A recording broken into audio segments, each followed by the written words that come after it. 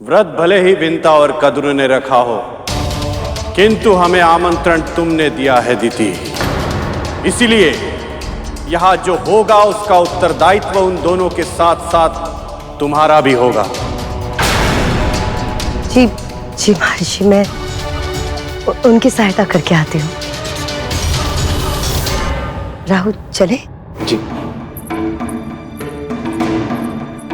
आज हम सब यहाँ महान जीवित पुत्री का व्रत के अनुष्ठान का भोग लेने आए हैं। इसीलिए आप सभी भोजन ग्रहण करने से पहले हम सभी ध्यान लगाकर ओम का उच्चारण करेंगे।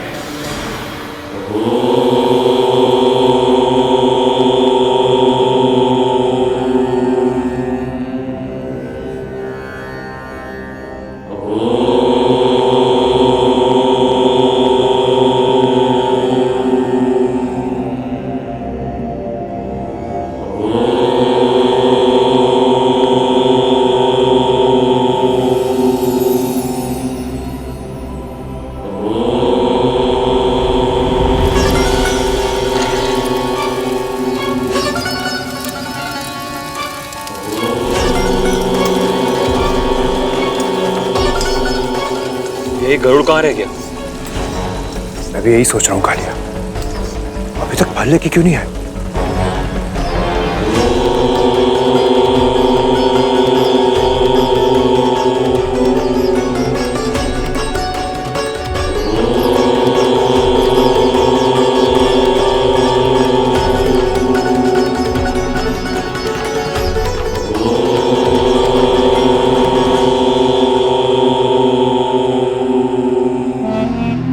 जब ये महर्षि आवेश में आकर अपनी पत्नी को वृक्ष बना सकते हैं, तो सोचो राहुल, क्रोध में आकर ये कद्रूस के पुत्र विंता और गरुड़ इन सबको क्या क्या बना देंगे, इसकी तो कल्पना ही अद्भुत है।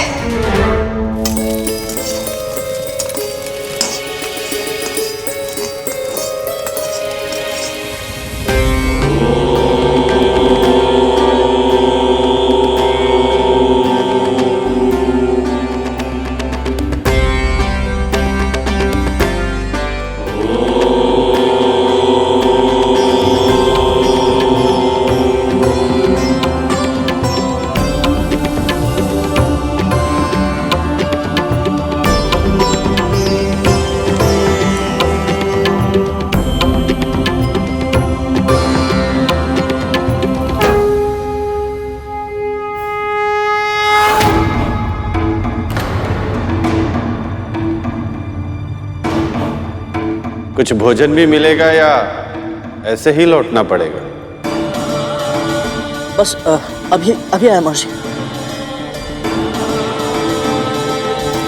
सब लोग भोजन के लिए आसन ग्रहण कर चुके हैं। हमारे पास 1 सहस्त्र तो क्या 100 लोगों के लिए भी पर्याप्त भोजन नहीं है। जीवित पुत्र का व्रत के भोग में सबसे अधिक आवश्यक है मरुए की रोटी और नूनी का साग, और ये दोनों ही वस्तुएं बहुत सीमित मात्रा में है। अब क्या होगा माँ? अब क्या, इतने कम समय में और कहीं से प्रबंध किया भी नहीं जा सकता। हाँ, कोई ना कोई उपाय तो अवश्य होगा जो केवल आप कर सकती है। मैंने देखा है आपके हाथों में चमत्कार करने की क्षमता है। माँ, मुझे जब भी भूख लगती थी आप कैसे भी करके कोई ना कोई उपाय से मेरे लिए कुछ बना देती थी। माँ, कुछ कीजिए ना माँ, आपसे अपेक्षा है। ये तो तेरा अपनी माँ के लिए स्नेह है गरुड़, तभी तुझे लगता है कि मैं करती हूँ, पर करने वाली तो केवल माँ अन्नपूर्णा है। अन्न की देवी हैं वो। उनकी महिमा इतनी अद्भुत है कि स्वयं महादेव शिव शंकर भी उनके भोजन के लिए भिक्षुक बन गए थे। इसलिए मुझे पूरा विश्वास है, यदि हम पूरे मन से माँ अन्नपूर्णा का ध्यान करें, उनसे प्रार्थना करें, तो हमें हमारे प्रयासों का फल अवश्य मिलेगा। ये सब करने से हमारी समस्या का समाधान कैसे होगा वो मैं नहीं जानती, किंतु हाँ, माँ अन्नपूर्णा अन्न की देवी है। मैं प्रार्थना अवश्य करूंगी उनसे।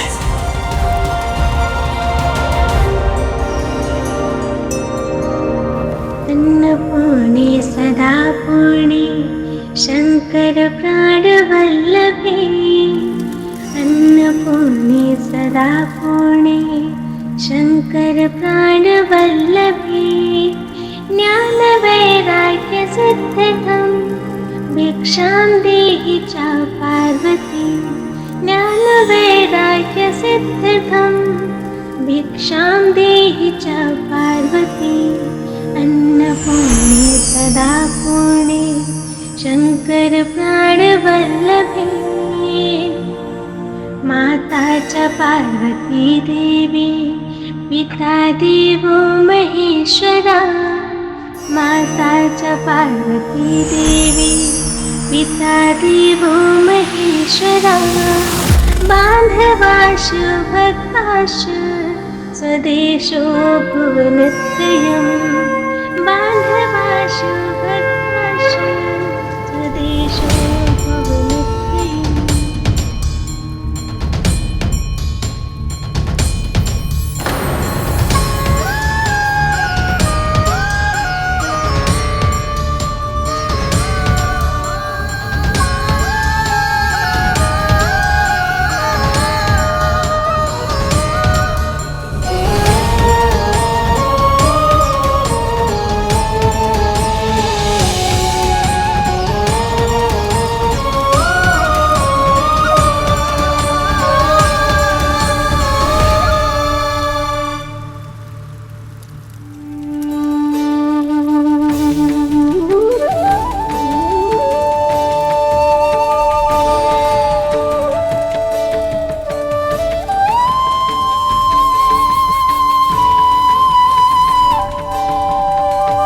ये प्रसाद ऐसे क्यों रखा है?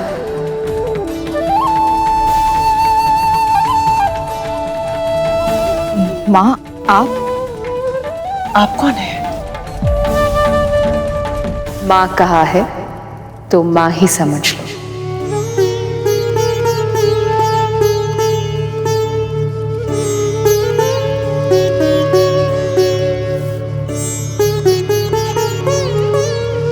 इस प्रसाद को अब खुला मत छोड़ो और इस पत्तों को पूरी तरह हटाए बिना इस करछी से प्रसाद बांटना आरंभ करो। क्या सोच रही हो?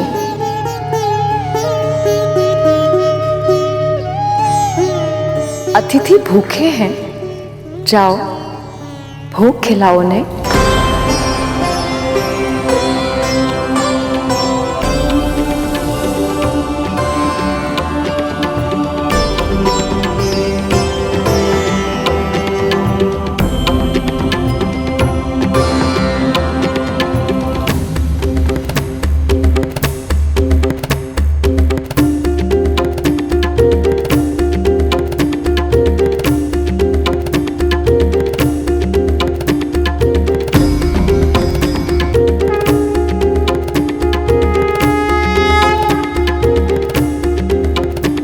जल्द ही भोग का खाना कम पड़ने लगेगा और क्रोध में आकर ऋषि दुर्वासा इन्हें श्राप दे देंगे।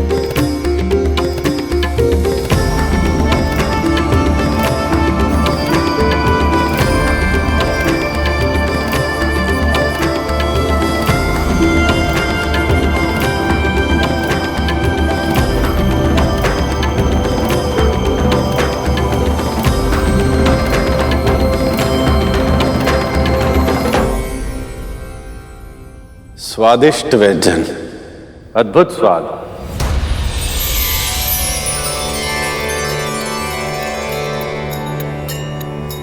और थोड़ा और।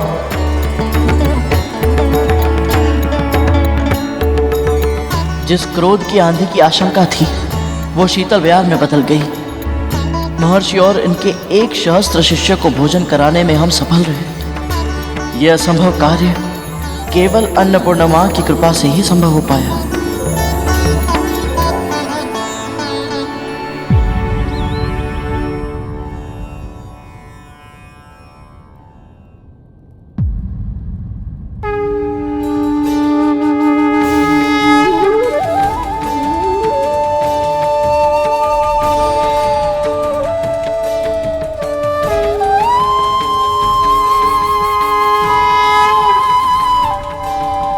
मां अन्नपूर्णा, आप स्वयं आई और हमारे बनाए भोजन को अपना आशीर्वाद दिया।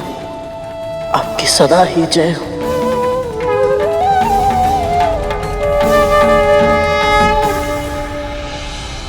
बहुत ही स्वादिष्ट भोजन था, आनंद आ गया। आपने यहाँ पधारकर हमारे व्रत को सफल बना दिया महर्षि। आज तुमने मेरी और मेरे शिष्यों की सेवा की, इससे मैं बहुत प्रसन्न हो गया कद्रू। शिव शंभु ने चाहा तो तुम्हारे पुत्रों के कष्टों का निवारण शीघ्र ही होगा।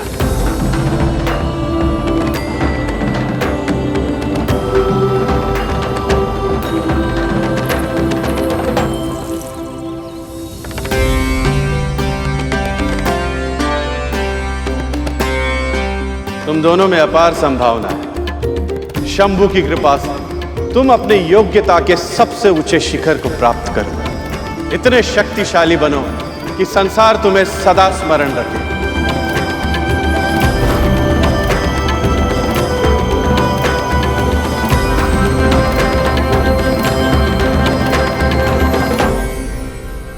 तेरे मन में मुझे एक ही इच्छा दिखाई दे रही है बालक। बहुत शीघ्र ही तू उसे पूर्ण करने का मार्ग खोज पाएगा। बस आपका आशीर्वाद सदैव मेरे साथ रहे महर्षि।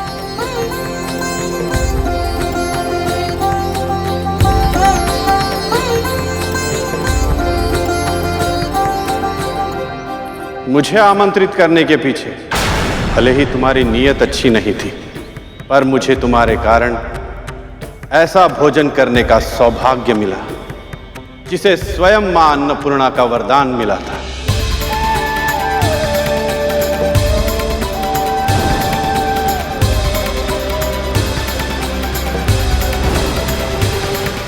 ऐसे महाभोग के बाद क्रोध का शमन हो जाता है और मन परम शांत हो जाता है।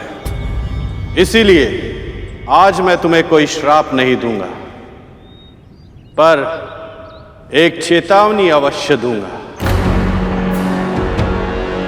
जो व्यक्ति जैसा बोता है वही पाता है। इसीलिए अपने कर्म संभालो दीति। तुम्हारा आत्मविश्वास चरम पर है, क्योंकि तुम्हारे पुत्रों को संजीवनी विद्या प्राप्त है। पर स्मरण रहे, अमर होने के उपाय और भी है। आज तुमने स्वयं अपनी आंखों से देखा, यदि एक मां चाहे तो असंभव को भी संभव बना सकती है। और अदिति कब से तपस्या कर रही है और शीघ्र ही उसे उसकी तपस्या का फल मिलेगा।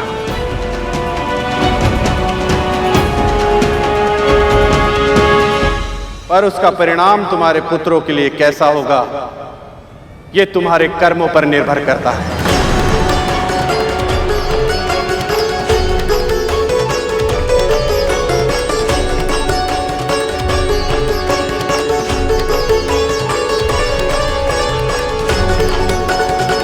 महर्षि ने श्राप भले ही ना दिया हो, पर चिंता अवश्य दी थी। ऋषि दुर्वासा के आशीर्वाद से मेरा व्रत पूरा हुआ।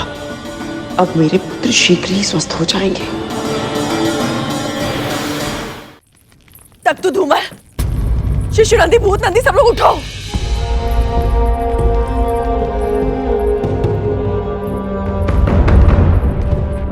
शिशु नंदी, पुत्र, उठो पुत्र। धूमल, धूमल उठ भाई, धूमल उठ। आंखें खोलो उठ के। सुनते क्यों नहीं हो? देखो हमें। पुत्र, पुत्र, उठ जाओ।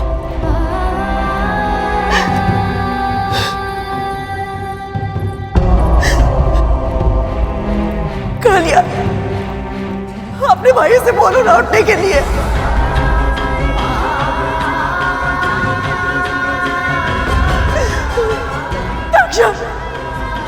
अपने भाइयों को उठाओ ना।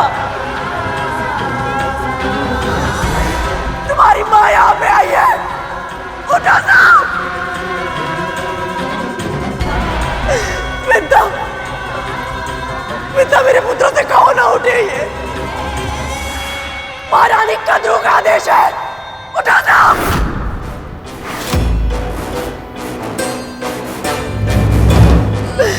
विंदा,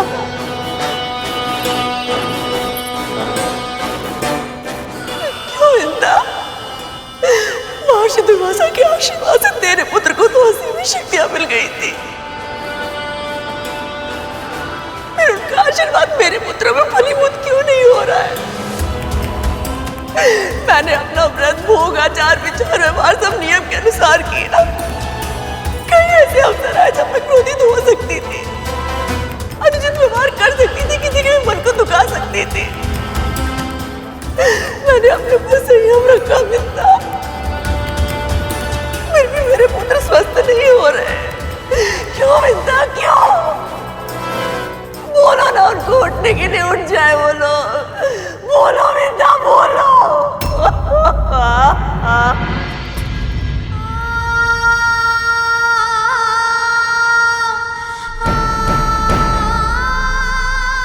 मेरी भक्ति में क्या कमी रह गई विंदा, क्या कमी रह गई? नारायण मुझसे क्यों रुष्ट हो गए विंदा, क्यों रुष्ट हो गए?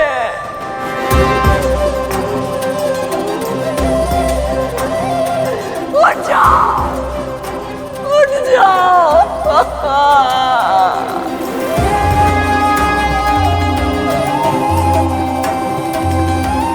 अब हम क्या करें माँ? हम सभी की आशा इस व्रत पर टिकी हुई थी।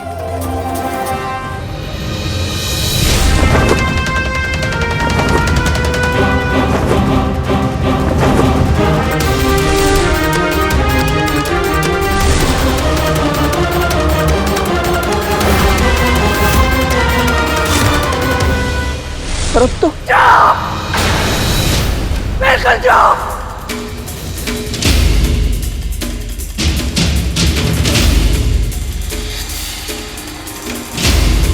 उससे क्या पूछ रहा है? मुझसे पूछ, इस माँ से पूछ। आज मेरे पुत्रों की दशा तेरे कारण हुई है गरुड़, तेरे कारण।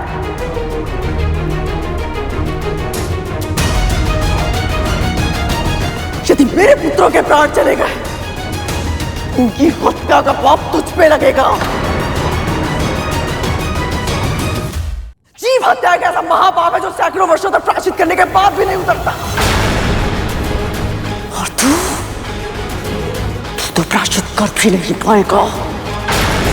तू अपनी मां को संसार का सारा सुख देना चाहता था ना? यदि आज के बाद मेरे पुत्रों ने मुझे मां कहकर नहीं पुकारा, तो तेरी मां के जीवन में दुखों के अतिरिक्त कुछ नहीं बचेगा।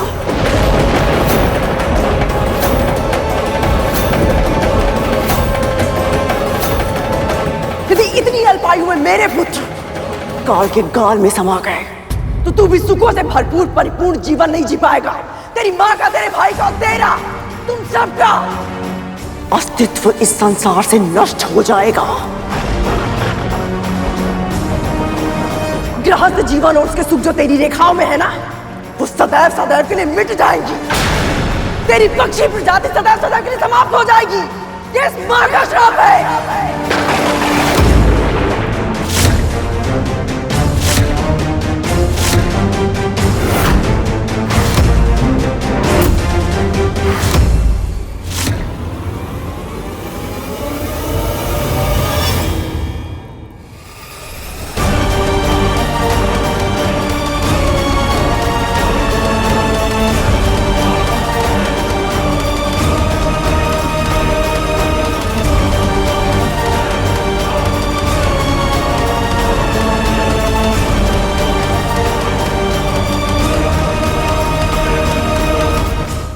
राज गरुड़ के साहस भरे कारनामे देखने के लिए चैनल को सब्सक्राइब करें और साथ ही बेल आइकॉन दबाना न भूलें।